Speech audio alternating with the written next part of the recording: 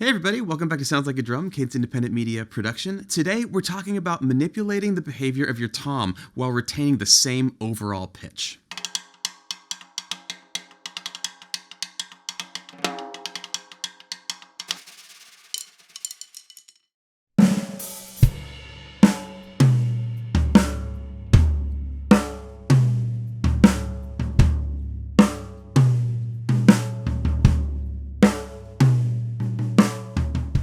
Here at Sounds Like a Drum, we've discovered that in certain sets of drums with certain size drums, we tend towards certain pitches for the toms that just feel good. It feels like the drum is happy there. It's giving us what we want for the music that we're working on. But what if you're happy with that pitch and you want a really different character out of that drum because of some music that you're working on or because of something that you're hearing in your head and that you just want to explore? Given that your drum has good bearing edges, no damage there, and that your heads are in relatively good shape, there is a lot of wiggle room in terms of the character we can get out of a drum at a given overall pitch just through tuning without the addition of muffling or anything like that. This is also, PSA, one of those videos where great speakers, headphones preferable, are going to be the way to listen to this, because there are some subtleties here that we're going to be talking about, and they're going to become present, especially in terms of live situations and also recording situations once you start to work with them. Today we're going for, again, raw audio like we always do, so make sure you're able to hear the low end of these instruments because that's where a lot of the manipulation is happening. Let's hear where these drums are at for this first demonstration.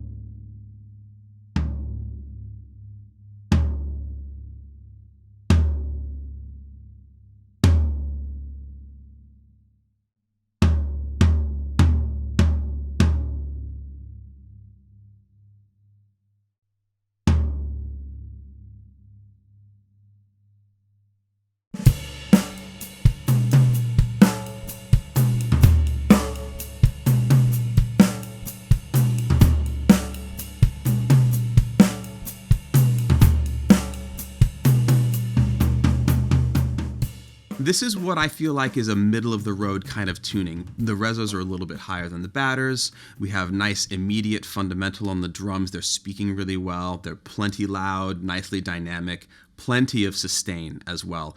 Overall, fit into a lot of situations, a lot of different sorts of music. Great place for us to start today. Now, for how we got here, this is going to get a little bit sciencey, but the first thing we need to talk about is that the pitches of the two heads are not the same as the pitch of the overall drum once we've tuned it up and we're striking it in the center with the stick. Rather than delving into specific pitches of everything, we're going to lean on the intervals between the heads instead, because your drums may be differently sized, they may have different edges, your head choices might be different. All of that stuff will affect what this particular tuning would sound like with your drums. So instead of that, we're just going to discuss the balance between the two heads. For anyone that is unfamiliar with intervals in general, what an interval is the distance between two pitches. You can think of it on a piano or any other instrument. We're just talking about higher pitches, lower pitches, and the amount of difference between those two. For the rack tom, we did a major second higher for the reso compared to the batter, and for the floor tom, the reso is a perfect fourth higher than the batter.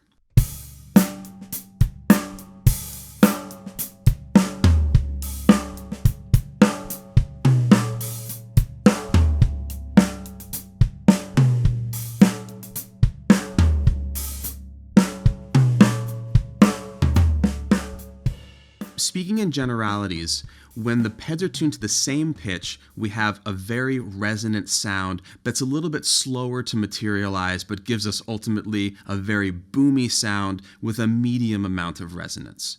As we raise the pitches of the reso heads, the sustain starts to grow, the attack and the tone and everything starts to get more immediate as it's accelerated by that tension on the reso, and then as we get more extreme with that tension, we get into that pitch bending country that people have been asking us about in the comments. Now for tuning scheme number 2, we're going to alter the relationship between the batter and the reso heads in terms of tension and go for a pitch bending effect.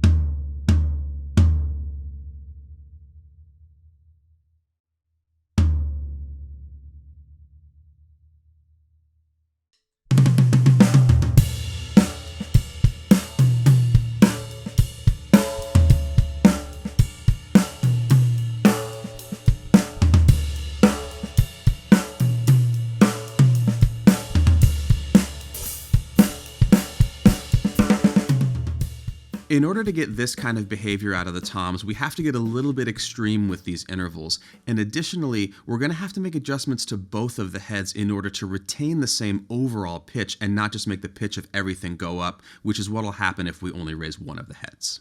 In the end, we tuned the rack tom to a minor seventh in between. This is almost an octave. It's a very, very big difference, and it meant that we raised the reso significantly. We also dropped the batter significantly. Similar treatment to the floor tom, but even further, we have a minor ninth between the two heads. So we really cranked up the reso, and we also significantly dropped the batter.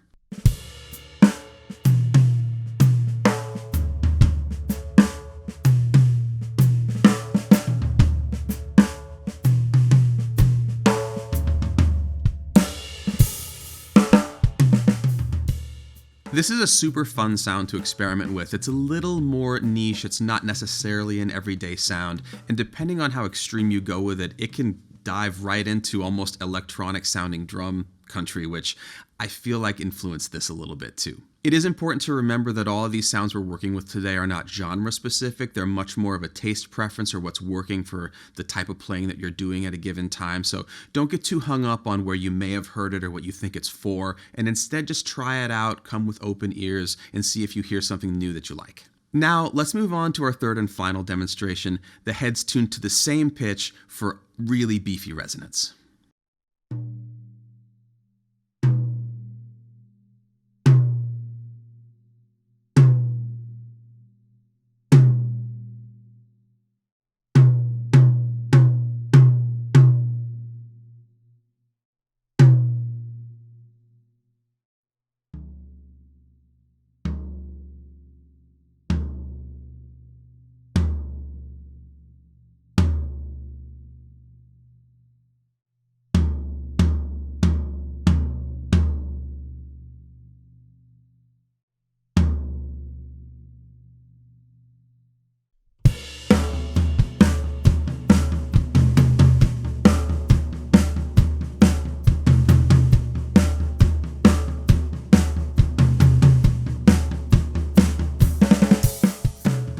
This is a wonderful, boomy, thunderous kind of sound. It really draws me toward playing tom-oriented grooves and maybe, sometimes slower fills. Sometimes it inspires me to play really fast stuff on the floor tom because it just blooms so much. It's important to note, however, that the thing that makes this special has more to do with resonance than sustain. We've discussed the difference in the past a little bit, but the important thing to know is that we're not going for the longest note that we can get. We're going for the roundest, fattest, most thunderous note that we can get with this kind of tuning. This is inherently leading us to the shortest sustain overall of all of the tunings that we've used today, which is also something that can define your choices musically because of the behavior of the drums.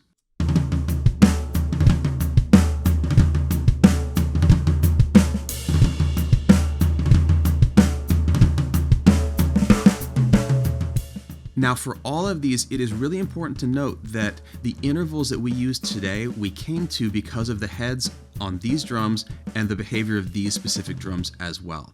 The direction of going higher with the reso and lower with the batter or tuning them the same, these are all directions to go in, but your drums can and probably will behave a little bit differently. If you go for a specific interval that we did today, it might not behave exactly the same way. So remember, this is about experimentation and exploring your instruments with a little bit of guidance about what's probably going to happen when you start to go in that direction. It's also super important to note that if you're using a head setup like we are today, which is G2 2-ply batters and G1 1-ply resonant heads, you're going to have different amounts of tension on each of the heads to generate the same pitch. This is owed to the G2 having significantly more mass than the G1. So in the end, we do have to actually go after a different tension for the batter than the reso to ultimately get the same pitch out of both.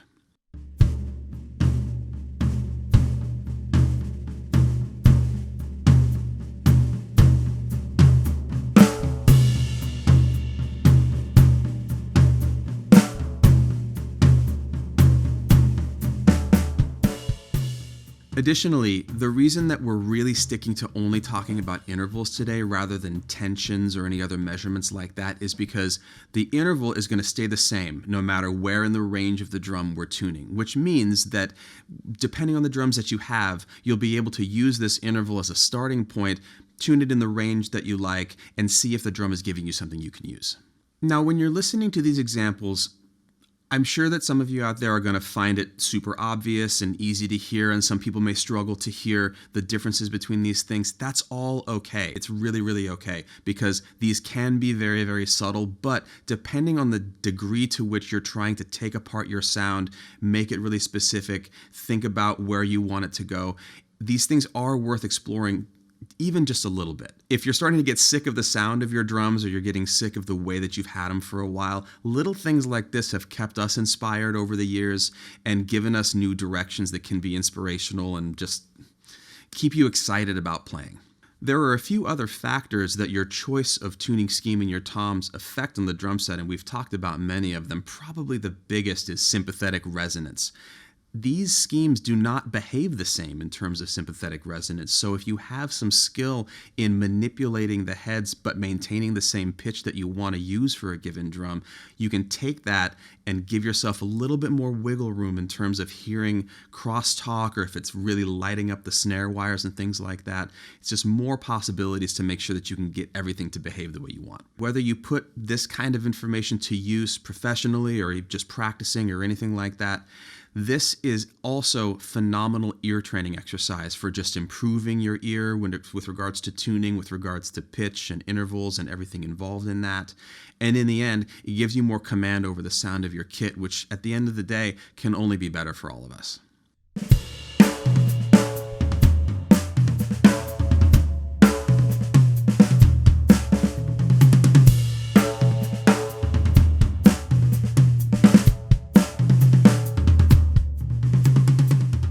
All right, thanks so much for watching. Please like, comment, subscribe, and hit the notification bell so you can hear about our new videos, particularly over on the Patreon, where we have a lot of new content for the Cymbal series. We're super excited about that. Follow the link below, check all of that out. And please let us know your tom interval tuning stories. If you have specific ones that you go after, if you're married to having them the exact same pitch, or if you're starting to experiment with this and finding something that you love, we would love to know about it.